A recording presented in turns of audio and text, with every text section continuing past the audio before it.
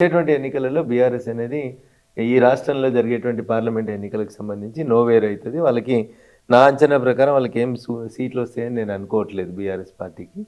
ఎప్పుడైతే టీఆర్ఎస్ పేరుని బీఆర్ఎస్గా మార్చుకున్నారో అప్పుడే తెలంగాణ ప్రజలతోటి వాళ్ళకి పేగుబంధం తెగిపోయిందనే నేను సంపూర్ణంగా విశ్వసిస్తున్నాను. ఎందుకంటే కేటీఆర్ నిన్న ఇవాళ మాట్లాడుతూ ఈ పార్లమెంట్ రివ్యూలో తెలంగాణ గురించి కొట్లాడాలంటే, తెలంగాణ గొంతు వినబడాలంటే ఎంపీలు గెలవాలి, లేకపోతే తెలంగాణ గొంతు చచ్చిపోతుంది పార్లమెంట్లో అనేటువంటి కామెంట్ చేశారు. ఇప్పుడు 2014 నుంచి 2024 దాకా ఏం కొట్లాడిరైనా తెలంగాణ నుంచి గెలిచిపోయినటువంటి ఎంపీలు అసలు ఎవరైనా తెలంగాణ ఎంపీలు 2014లో పోటీ చేసినప్పుడు చూసినా, మీరు 2019లో పోటీ చేసినప్పుడు చూసినా మీరు బీఫామ్లు ఇచ్చింది ఎవరికన్నా? ప్రముఖ పారిశ్రామికవేత్తలు, ప్రజలతోటి సంబంధం లేని వాళ్ళు సీట్లు అమ్ముకున్నారు. ఒక ఆయన రియల్ ఎస్టేట్ ఆయన, ఒక ఆయన మందులు తయారు చేసిన ఆయన, ఒక ఆయన మందులు వేస్ట్ ఆయన, ఒక ఆయన మందుల కంపెనీ అయినా, ఒక కోళ్ళ కంపెనీ అయినా, ఇటువంటి కంపెనీల్లో ఎవరున్నారు చూసి 100 కోట్లు ఎవడిస్తాడు, 200 కోట్లు ఇస్తాడు అనేటోళ్ళని చూసి తీసుకుపోయి మీరు అక్కడ కూర్చోబెట్టి ఇలా వాళ్ళకేదో వాళ్ళు తెలంగాణ ఆత్మ అని చెప్తే నవ్విపోతారు. తెలంగాణ కోసం అమరులైన కుటుంబాలకి ఇయ్యరు, తెలంగాణ కోసం కొట్లాడిన వాళ్ళకి ఇయ్యరు. మీ నాయనతో కలిసి 14 ఏళ్ళు జెండా మోసినోడు ఎవడు పనికిరాడు, ఎంపీలకు పనికిరారు, రాజ్యసభకు పనికిరారు, ఎమ్మెల్సీలకు పనికిరారు. మీరు ముచ్చట చెప్తారు. రేపు కూడా ఇంత జరిగిన తర్వాత కూడా రేపు కూడా మళ్ళీ అమ్ముకుంటారు తప్ప వీళ్ళు ఏమి ఉంచుకుంటారని అయితే నేను అనుకుంటలేను. ఈ సీట్ ఇప్పటికి కూడా పోయినసారి మీరు పోయినసారి చేవెళ్ళ మీరు, మహబూబ్ నగర్ మీరు, నల్గొండ మీరు, ఖమ్మం మీరు ఇట్లా లెక్క రాసుకుంటూ వస్తే అసలు జై తెలంగాణ అనే పదానికి అర్థం తెలియని వాళ్ళు, తెలంగాణకి ఎల్లలు తెలియని వాళ్ళకి బీఫామ్లు అమ్ముకుంటూ వచ్చిర్రన్న. రాజ్యసభలో అయితే అన్యాయం. ఇంకా ఒక ఆయన గోళీలు వేస్ట్ అయినా, ఒక ఆయన గోళీలు తయారు చేసిన ఆయన, ఇంకొక ఆయన ఇన్కమ్ ట్యాక్స్లో ఉండి పైసలు ఫండ్స్ తయారు చేసి ఫండ్స్ మొబిలైజ్ చేసి ఇచ్చేటోళ్ళు. ఇట్లా అసలు ఎవరు తెలంగాణకి వాళ్ళకి ఏం సంబంధం? ఆ రాజ్యసభ సభ్యులకి, ఆ లోక్సభ సభ్యులకి అసలు ఏమన్నా ఉందా కేటీఆర్? నీకు ఎవడైనా ఒక్కడు ఉద్యమకారుని పంపించిరా మీరు ఎప్పుడన్నా? ఇప్పుడు 2014 సంగతి వదిలేస్తే అప్పుడు గెలవరనుకొని ఇచ్చారు. గెలిచే సందర్భం వచ్చినప్పుడు మీరు అన్ని సీట్లు అమ్ముకోవడమే కదా. రేపు కూడా ఈ 17 స్థానాలలో మీరు ఎన్ని సీట్లు అమ్ముతారో లెక్క చెప్పమంటే చెప్తాం మేము. నాకు తెలిసి సగానికి సగం అమ్ముకుంటారు. మీకు డబ్బుల కోసం తప్ప మీరు సీట్లను వేరే వాటి కోసం మీ మీద మాత్రం బలమైన అభ్యర్థన పెట్టేటువంటి ప్రయత్నం మీ మెదక్లో మీ మీద అంటే ఏడైనా వాళ్ళకి పైసలు ఉన్న వాళ్ళు తప్పితే కార్యకర్తలు రారని నన్ను గుర్తుపెట్టుకో. కార్యకర్తలకు సీట్లు ఇచ్చడం అనేది లేదు. ఎవరు సూట్ కేసులు క్యారీ చేస్తే వాళ్ళకి, మాది మెదక్ అయినా, రంగారెడ్డి అయినా, మహబూబ్ నగర్ అయినా, ఇంకోటైనా. మెదక్లో 2 సార్లు గెలిచినటువంటి వ్యక్తి కార్యకర్త కదా ఎవరు?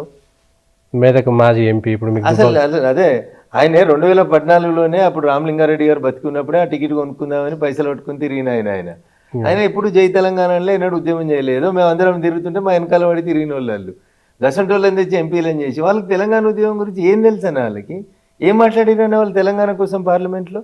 ఏం కొట్లాడింది టీఆర్ఎస్ చెప్పుండ్రి?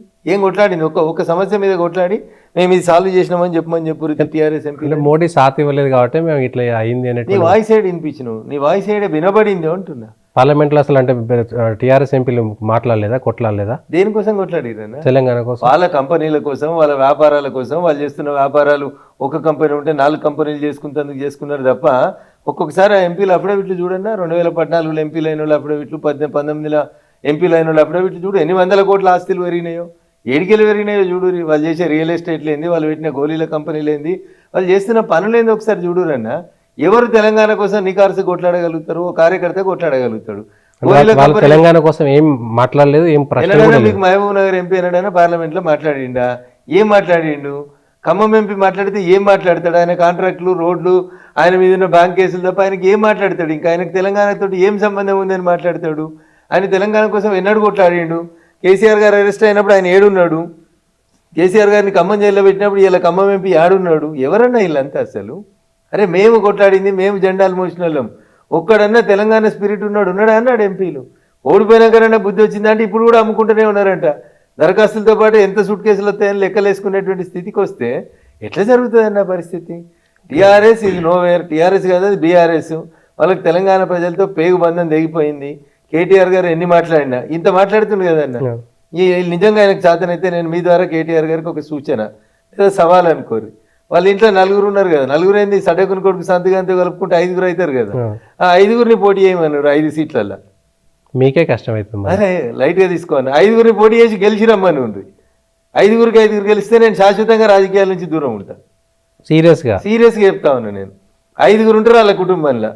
కేసీఆర్ గారు, కవిత గారు, కేటీఆర్ గారు, హరీష్ గారు, సంతోష్ గారు, జోగినిపల్లి సంతోష్ కుమార్ గారు. 5 పోటీ చేయమన్నారు, 5 ఎంపీలు గెలవమన్నారు. నేను శాశ్వతంగా రాజకీయాల నుంచి దూరంగా ఉంటాను. ఒక్క సీటు కూడా గెలవరు కట్టుబడి ఉండాలి మీరు ఫలితాల తర్వాత కట్టుబడి ఉండాలి మాట. ఒక్క సీటు కూడా గెలవరు. నేను కష్టపడి ఈ విషయాన్ని కేటీఆర్ దాకా తీసుకెళ్తాను. నేను ఏం చెప్తున్నా, నేను ఇప్పుడే చెప్తా, ఇప్పుడు మీకు ఏం జరుగుతుందో చెప్తా. పొరపాటున ఒక్క కేటీఆర్ లేకపోతే ఒక్క సీటు గెలిచింది అనుకోండి, కేటీఆర్ కేసీఆర్ ఎవరైనా గెలిచిరు అనుకోరు, రేపు పొరపాటున కేటీఆర్ ఎంపీ గెలిచిండు అనుకోరు, సిరిసిల్ల సీట్ రిజైన్ చేయాలా? చేస్తాడా? ఉప ఎన్నిక వస్తుందా? ఎవరు గెలుస్తారు? బీఆర్ఎస్ గెలుస్తుందా? పొరపాటున కూడా బీఆర్ఎస్ గెలవదు సిరిసిల్లలో. మళ్ళీ మొన్ననే 1,00,000 ఓట్లకి ఎవరు ఎంపీలు పోటీ చేసి ధైర్యం చేయరంటారు. వాళ్ళ కుటుంబ సభ్యులలో ఎవరికి బీఫామితాలు ఓడిపోతారు, రాసి పెట్టుకోరు మీరు. అందుకని ముందు జాగ్రత్త, వాళ్ళు అసలు అన్ని మంచిగా అమ్మేసుకొని సూట్ కేసులు తీసేసుకొని రెడీ పెట్టుకుందామని కూర్చుంటున్నారు వాళ్ళు. ఒకవేళ గజ్వేల్ చేసిర్రు అనుకోరు రిజైన్, కేసీఆర్ గారు గెలిచి గజ్వేల్ రిజైన్ చేసిర్రు అనుకోరు, ఈటల రాజేందరరావు రఘునందనరావు పోయి పోటీ చేస్తారు, గెలుతారు, అయిపోతుంది, బీజేపీకి పోతుంది సీటు. ఇంకా వాళ్ళకి సీట్లు ఎక్కడ ఇవ్వన్నా? ఇప్పుడు పాడి కౌశిక్ రెడ్డి రిజైన్ చేసిండు ఎమ్మెల్సీ, వస్తుందా రేపు వాళ్ళకి? పోతుంది. కడియం శ్రీగారు రాజీనామా చేసిండు, వస్తుందా? పోతుంది. పల్లా రాజేశ్వర రెడ్డి గారు రిజైన్ చేస్తారు, రేపు మాపో గ్రాడ్యుయేట్ ఎమ్మెల్సీకి ఎన్నికలు అవుతాయి, బీఆర్ఎస్ గెలుతుందా? పోతుంది. అట్లా రేపు వాళ్ళు ఏం పోటీ చేసినా ఉన్న సీట్లను కాపాడుకోవడం, ఉన్నోళ్ళని కాపాడుకోవడం వాళ్ళ గగనం. ఇంకా వాళ్ళు పెద్ద పెద్ద మాటలు మాట్లాడితే మనం ఏం చేస్తామన్నా?